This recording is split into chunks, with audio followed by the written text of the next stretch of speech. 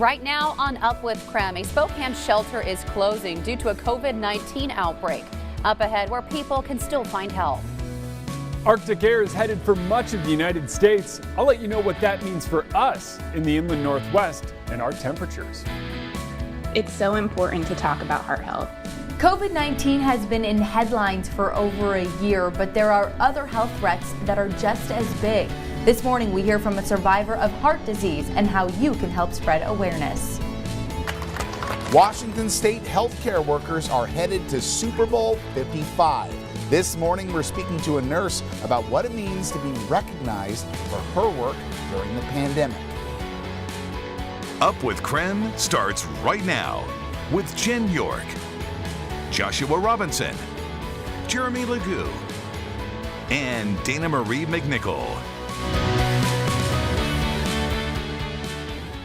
6 a.m. now on our Friday morning. Breaking news this morning. The Senate passed a $1.9 trillion budget resolution. Vice President Kamala Harris cast the tie-breaking vote 51-50. Now, Democrats will move forward with the process to pass a coronavirus relief bill without Republican votes. Now, once the House passes the same measure, they can move forward with a rescue package, including a new round of stimulus checks, supplemental jobless benefits, and more funding for testing. Again, that happened early this morning, about 3 hours ago on the East Coast. All right, 6:01 now. Well, today we're all in red. It is National Wear Red Day, and it's meant to bring attention to heart disease. It is the leading cause of death for Americans, for both men and women. Yeah, as you can see, there are going to be many of us this morning, many of our team members wearing red at KREM 2, part of a bigger effort during National Heart Month, urging people to know the risk of heart disease, but also how to take steps to prevent it. Yeah, and we'll be talking more about that coming up in the show. But hey, to get you up and moving, heart healthy this morning, we sent Jeremy Legoo outside, get some steps in. He's joining us this morning in the Outdoor Weather Center. Hi, Jeremy. Good morning. Wait, are we supposed to be getting steps in? Like, should I just be doing the running man the entire weather? I don't want to do that. No, you said it. Now you have to do it. All right. So here we go. Starting out the morning. Pretty mild, temps in the mid-30s. We've got a light wind out of the west-southwest now at about 17 miles per hour. It's enough to kind of go, ooh, it's a little bit windy out here. And that wind is going to keep going through the day, and that's going to help bump our temps up, but it's keeping a lot of us mild. I can't do this. It keeps a lot of us mild now. This whole running thing, I'm like stuck in place. My shoes are basically going to wear through because I'm doing the slide. Snow moves its way out of the mountain passes rather quickly here in the next couple of hours. That doesn't mean we are done with the effects of it. I think through the afternoon we actually hang on to some of the snow on the roads, and it's going to be kind of nasty. That eventually works its way out. It opens the door for what's to come, and as I look up into the sky, no stars just yet, but as a glorified sky watcher, I'm telling you later today, we are going to see a little bit of sunshine across the inland Northwest. I think it starts working its way out for us. In the next few hours, we'll start to see those breaks in the clouds and a little more sun by this afternoon. It's sunshine, breezy wind, and temps climbing up into the mid-40s. It's going to be an absolutely beautiful day, but don't worry. If you like snow and rain and cold temperatures, I've got a forecast for you coming up as we head into the weekend. All right, Jeremy, thank you. Getting those steps in, that's right. All right, 6:03 now. All right, this morning, the Union Gospel Mission's men's shelter is turning away all new guests. This is after a COVID-19 outbreak lingering from the holidays. Nicole Hernandez is joining us live this morning to tell us where people can still find help. Hi, Nicole. Yeah, good morning, Jen. So the doors to the Union Gospel Mission Shelter for Men here are closed this morning, and that's because of that outbreak that you mentioned of coronavirus. So they're not taking in any new people because of that outbreak. As of Thursday, they said they had 30 active cases in the Union Gospel Mission, and that is just part of the total of 70 cases that they have had since Christmas. According to the press release, 5 shelter staff are out because of COVID, even the shelter manager and director of ministries. They've been trying to keep the outbreak under control, letting less people inside, making sure people wear masks, and cleaning more, but they decided closing is the right move for now. Obviously, when we make decisions like this, it's in consultation with the city and other shelter providers to make sure that there's going to be enough bed space to accommodate the clients that aren't going to be checking into the UGM shelter. And they think that there should be. There are still other places for people to go if they need help. The Women and Children's Center is still open, and for men, there's still House of Charity and Truth Ministries. Now, Union Gospel thinks that about 30 to 40 more people will need help and shelter while they're closed, but they are planning on reopening come February 14th. Live in Spokane, I'm Nicole Hernandez. 6:05 now on your Friday morning as we take a live look at Raymond James Stadium this morning as we're just 2 days away from the Super Bowl, which you can watch right here on not Up with KREM, but on KREM at 3:30 p.m.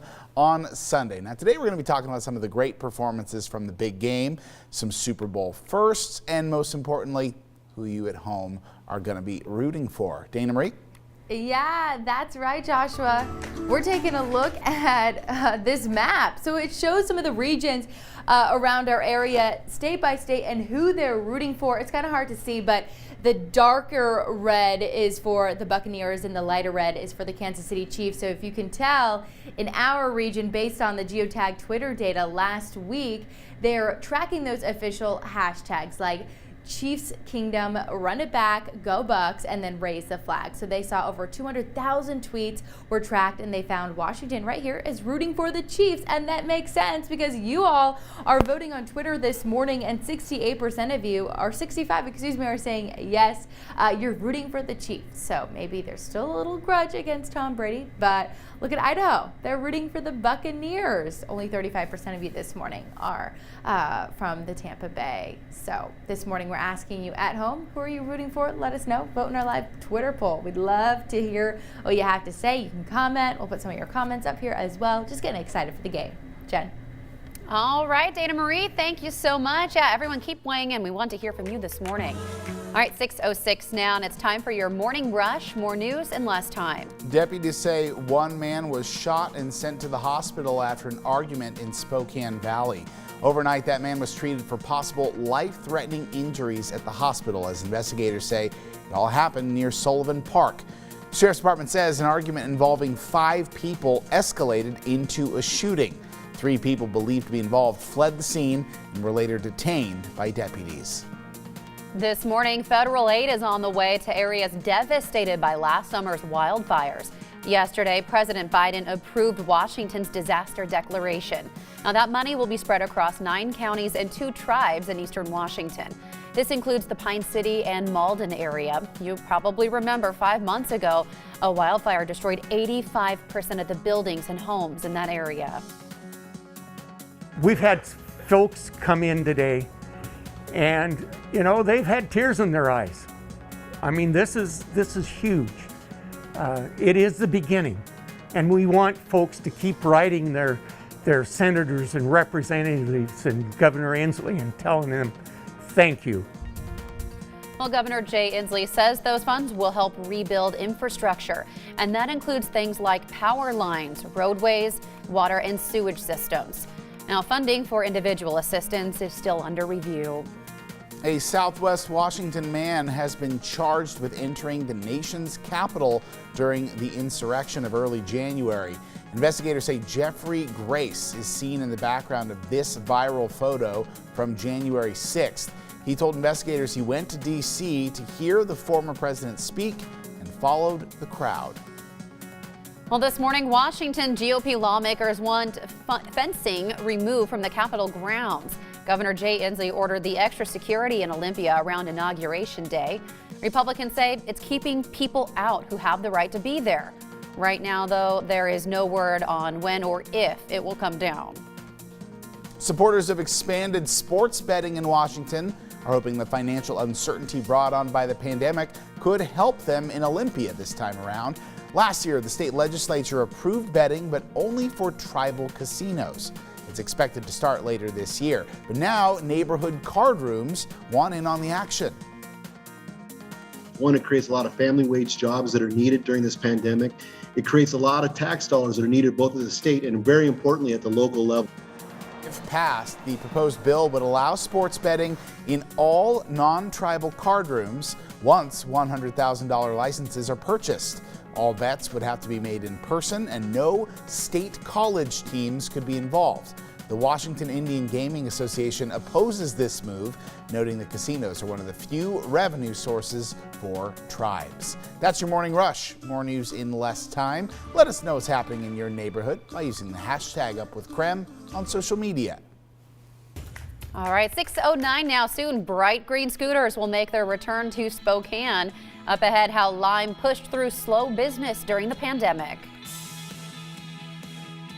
And coming up, we got to talk the weekend. After all, it is Friday. We got sunshine today and rain and snow making their way back into the forecast. I'll walk you through what to expect.